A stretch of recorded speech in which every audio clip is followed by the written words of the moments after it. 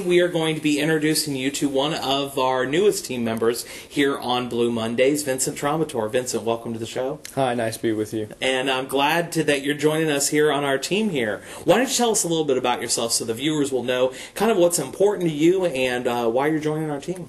Well, I am a college student at UL, a major in biology. I'm a pharmacy technician at Walgreens, and I have a strong interest in politics and what's going on in our state, just everything that's going on right now. Currently, the situation doesn't look good for the whole United States as a whole, and I'm hoping that maybe I can make a difference. Outstanding, outstanding. How do you think, I guess maybe how has the last year kind of shaped your focus? You know, we've gone through Katrina, then Rita. How has that kind of shaped your focus? Has that maybe just inspired you to get more involved, or? Well, before Katrina and Rita happened, I really thought that our congressmen were out there trying to do what they're supposed to do, you know, with their constituents, helping them in their best interest. Well, it appears that they don't do that a whole lot. Bustani doesn't really get out there and hasn't done anything for the Cameron Parish or anybody else affected with Rita. And there's still infighting in New Orleans as well. So the situation in Congress and the rest of our political system allows for that infighting, and nothing really gets done like that. That's for sure. That's for sure. Well, tell me a bit about your perspective on the local college scene. You've got a segment that you did a little bit earlier on with Brian Thomas. Brian was just got elected up in Opelousas as alderman. Why don't you tell me some of your perspective on the college scene? You know, what do you think right now is going on in the average college student mind? Do they put together that when they go in and have a more difficult time in the fall to get their financial aid, do they put that together with who's getting elected and going to Washington? I think Brian was right on target with what he had to say. He actually made good points. The college students don't know who's taking their money from them or why they can't have more financial aid when they really need it, because they're working 40 hours a week and going to school, and they don't know why they can't have their full tuition paid with a student loan, or why the increases in the rates are. Right. So right now I don't think that there's much, they don't connect the two. Right. They may not, maybe many college students probably don't even know that they're even connected. Right. With the local government or the state government having any kind of play with that. Right. I'm sure everybody loves their tops. Everybody loves tops. That is going away pretty soon. That's going to be taken away from many high school students that are be coming up maybe in the next couple of years. Now, it's a horrible thing. The TOPS program is excellent, and it gives everybody an opportunity to have a college education, and I believe that is absolutely important. Yeah, it really is. What do you think is the overall, you know, when you're on campus, you know, a lot of times people will say, and I mean, I've lived all over the country. I used to live right off the campus of Yale, okay? Very liberal, very progressive environment. Do you find that that's here true on this campus? Actually, I find Lafayette to be a very conservative campus. UL is my first university to attend, and I expected it to be very liberal. But it's actually very conservative, maybe because of the place and who the students are. Many students from Lafayette and from the surrounding area, and there's farms, and many farmers are, you know, Republican and conservative, and that may be part of the reason. Right.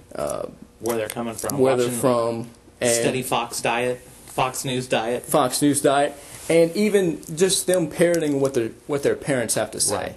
So I think that has a big problem with the younger generation. I've heard, and I don't know if this is true or not, but I've heard that in Lafayette that analogy is definitely true, that it is definitely more conservative. But the interesting thing was that as the students progress and as they become upperclassmen and they start their junior year and senior year, that all of a sudden it seems like it takes them a little bit longer to start forming their own opinion, basically cutting those apron strings a little bit from being at home. And that then starts to change. But I haven't seen any large or even small political movement coming from the campus. The only time that we really saw that was around Save the Horse Farm. Right, and really there's no connection. There's a very small college Democrat party at UL. There's a very small Republican college Republican party as well. But it's very small. The involvement in politics is minimum, at least. Why that is, I'm not quite sure. Really, a lot of people actually live at home. Right. A lot of the students live at home and may not have been able to form their own ideas that way. Right. From being able, living on campus or in an apartment or in a house somewhere around campus.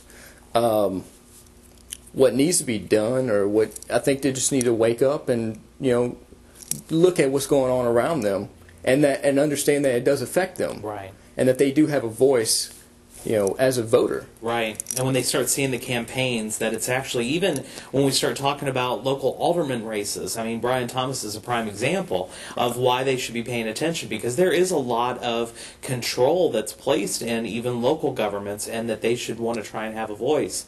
So, with you joining our team here, you're definitely going to be a huge and vital part of our team here, because we want to start looking at a more rounded Lafayette. What are some of the thoughts and ideas about what you want to do with the segments that you're going to be producing for us in the future? Hopefully, I'm going to try to get more student involvement at UL. Great. And around our area that we'll be watching as well. Possibly have different types of organization shots and segments that may help people get involved and hopefully watch our show a little more. Great. And get involved with the political sphere. Figure out how to get plugged in. Yeah, I think that too. A lot of times, you get so caught up in life, and you are so tied down in the day-to-day stuff, like you were saying, working a 40-hour-a-week job, plus going on and taking on 18 credit hours or what have you, and having to do all of that, and then you don't have any time to worry about, is minimum wage going to be increased, or are my Pell Grants going to be cut out so that I don't have them next year? You don't have any time to worry about any of that. Right. Right. All right. Well, you have a segment that you're going to be telling us about. We were kind of alluding to it earlier. We've got Brian Thomas, who you sat down with. Why don't you tell us a little bit about the clip? Earlier this afternoon, I sat down with Brian Thomas, who is the youngest serving public official of Louisiana. He is a college student at UL. He's 20 years old, and he is also the regional director for the Southwest Louisiana College Democrats. And here's the clip. Well, welcome, Brian. Welcome to the show. Thanks. Congratulations on your victory. Thanks. What do you expect? What are your goals for your first term as alderman in Opelousas? One of my first goals is to make sure that neighborhood security is heightened in my area. Right now, we have a crime rate that is increasing in our city, and I think it's important that we get more police officers patrolling the neighborhoods to make sure people are safe. And I think if we start focusing on more patrol rather than traffic control, which I know that is a situation that we have to focus on, but I think we have to put priorities in order. And if we start focusing on patrol, I think it'll make the neighborhood a lot safer, and it'll make people feel better at home. I think that's a very important issue.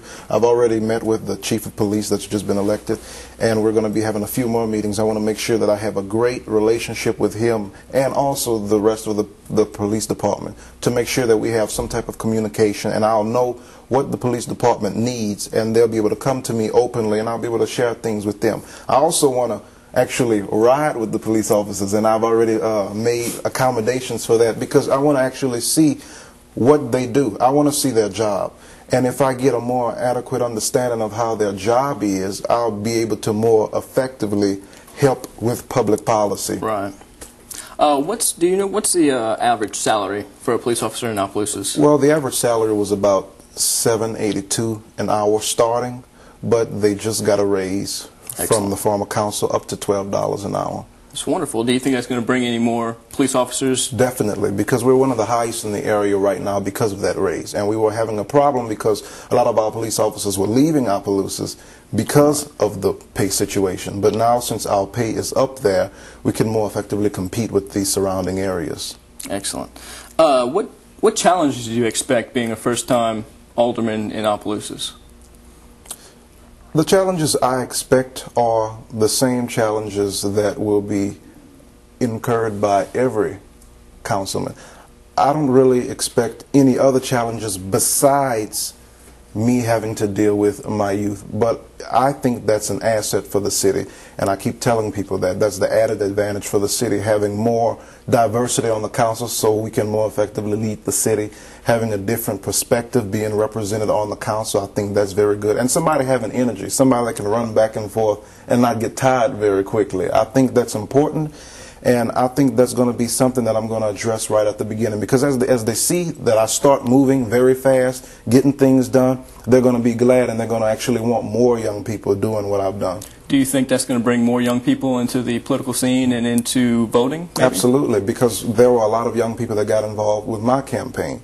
They were walking the streets with me, knocking on doors, riding in the parades.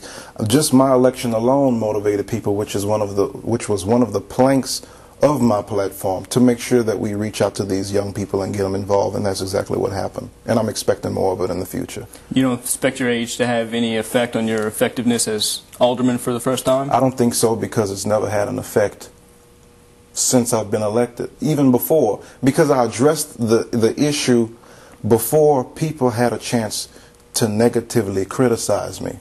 Because people often are, sometimes people are very hesitant to change. That's a problem I think that we've been dealing with our older generation, and that's another issue. I want to bridge the older generation and a new generation, the younger generation. I want to be a gap filler, because right now I know what the older generation needs, and I definitely know what my generation needs because I'm a part of it. And I think as we have more gap fillers, we'll be able to have more dialogue happening, and we'll be able to actually lead the city, and with I think greater effectiveness, because we have these different perspectives. For instance, the older people have certain issues that are of a major concern to them, but if the young people are not represented on the council in any way, shape, or form, we'll never be able to know what they really need. And that's another reason why there's so many young people that aren't involved with the political process right now. Even if they don't vote, though, how are they still going to be represented if you're on the board? Because even if they don't vote, I am there, and I'm one of them. I know how they feel. I know what they're saying because they speak to me. And even if they wouldn't vote, they're still going to be represented, because I not only represent the young people, I represent everybody that's involved, that lives in my district, all my constituents, all 6,000 of them. 6,000. Do you think being a college student and having the time constraints that's going to put on you, do you think it's going to affect your effectiveness as an alderman? I don't really think so, because it's never affected me yet. And one of the main things that I'm telling people right now is that if you can go through the campaign season, you can go through anything else. This past semester I had 18 hours, and I still ran my campaign pretty effectively.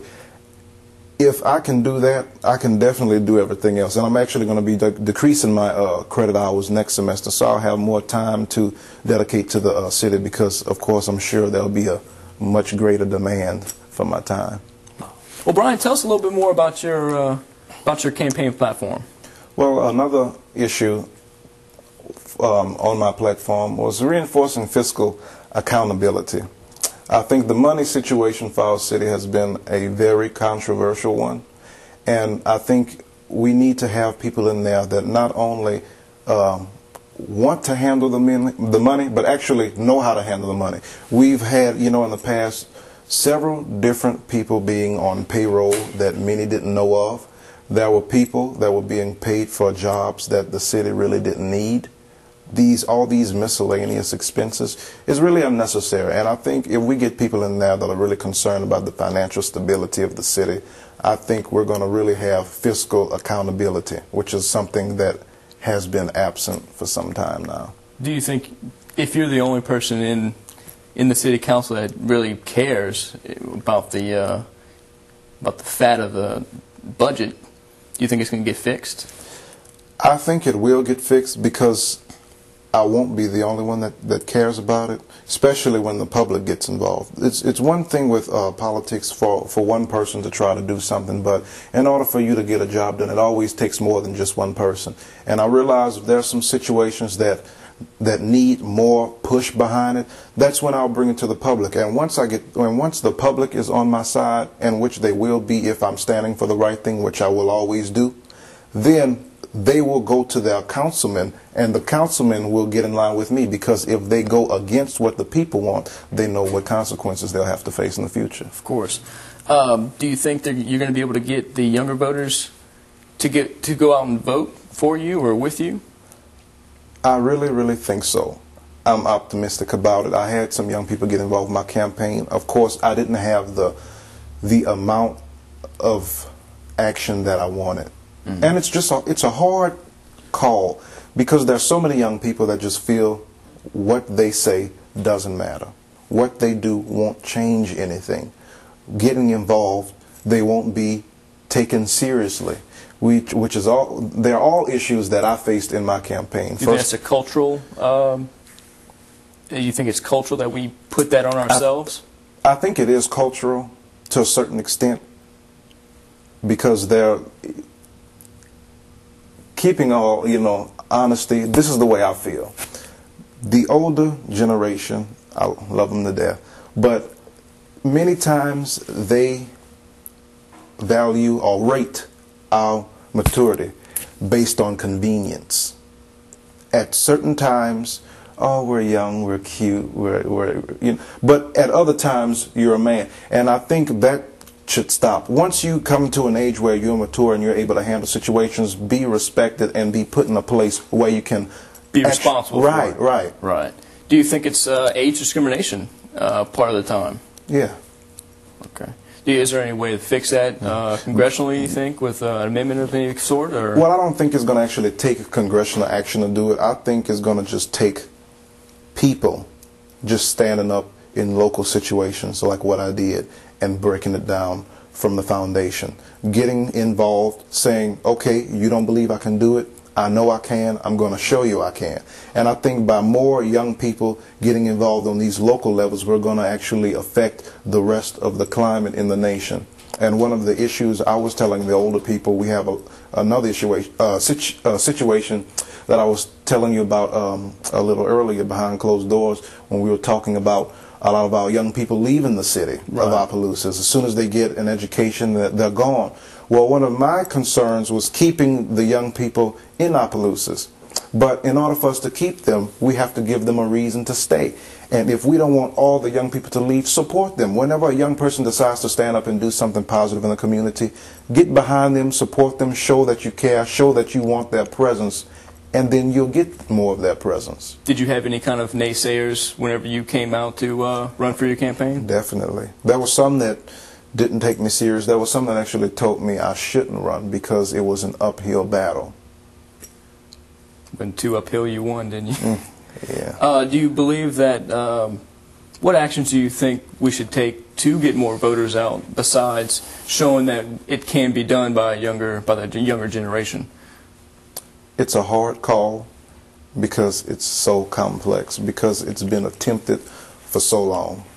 I think the best way to get more people involved is to not only run for offices, which everyone does, but I think to also let voters see issues that really pertain to them. Like, I think one way to actually reach young people is to actually show them not only your vote matters, but to show them issues that really concern them, that touches them personally. Like, for instance, Congress passed a few months ago this legislation that cut student loans by $12 billion, which is the largest cut it has been ever allowed to happen in our nation's history. At a time when college tuitions are steadily rising, the influx of new students is going down. Now we're going to cut student loans, which is making it harder for students to go to college. And I was reading somewhere with some statistics, I think around 2020 or 2025, they're estimating that we're going to have a shortage of about 12 million college-educated workers in this nation, which thus will make a greater gap of the ones who are rich, the ones who are poor. Because if there is a large enough gap of people who don't have a college education, think how much of a demand there will be for the ones that have it. Right. And if you're at that high of a demand, you're going to be able to really receive a lot of money. And that's going to put the lower people at a great disadvantage. And I think that's certain issues that need to be focused on by people that are in Congress right now. And I think if we do that, that's one way we'll be able to get more young people involved, by actually showing them that they are being hurt sometimes and that they can change these situations and benefit themselves and their children in the future. Well, even with issues that are going on right now, say the Iraq, if you go on campus and you talk to people, everybody has an opinion, but nobody came out and voted this past election. Why do you think that is? I think some people didn't come out and vote this election because some people are still distanced from everything. Because there are a lot of college students that really, even though we have all these things going on, they still are not aware. They're oblivious to what's happening in the world because they're so, I guess, encompassed by, education, going to class, that sometimes we forget that we are actually living history. We're so busy studying history, we forget that what's happening in Iraq now that's going to be in books, in history books. We're going to be judged on the way we right handled it. So, I think we have to, that goes back to showing young people that these issues concern them, that you have the possibility of changing these things. I think that's one way we'll get that change. Do you think the population as a whole is educated on current issues that are going on every day with our political system? I don't think so. I don't think so because most people are so busy. Most people have so many things to do. They're getting up early in the morning, they're going to work, and working for most people a very small amount of money. Then they're coming back home, after they have gotten their children, cooking dinner, doing whatever they have to do. You're so engrossed by everyday life, demands, right, by everyday. I mean, you hardly have time to really keep up, and I think that's another situation that we're faced with right now. Do you think raising the minimum wage will help that any?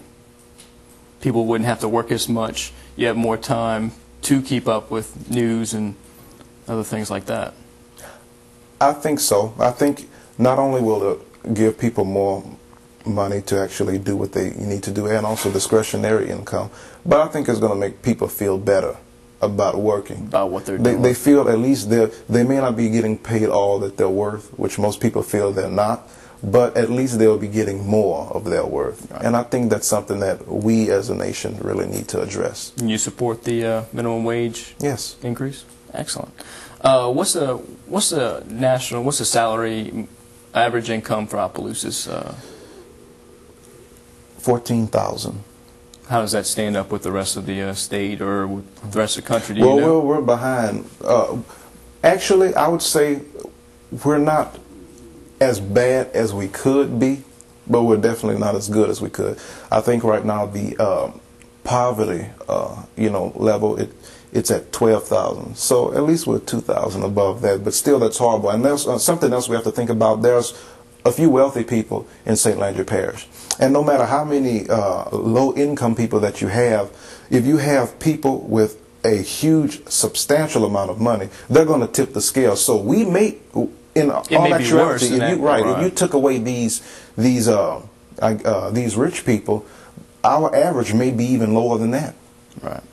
Do you think you can help that anyway? Definitely. Creating jobs? Or? Right. My position on the council puts me in a position to have more weight in what I say. When I go out and actually lobby for business, which is something I'm going to do aggressively, and I don't think it's been done enough or hardly done at all by by this previous administration, I think that's going to be something to increase our economic stability as a city and a parish. And I'm aware of our very great stakes that we the very great stakes that we have in our parish, because what we do in Opelousas really does affect the rest of the parish, because we are the hub of the parish. We're the main city center for commerce.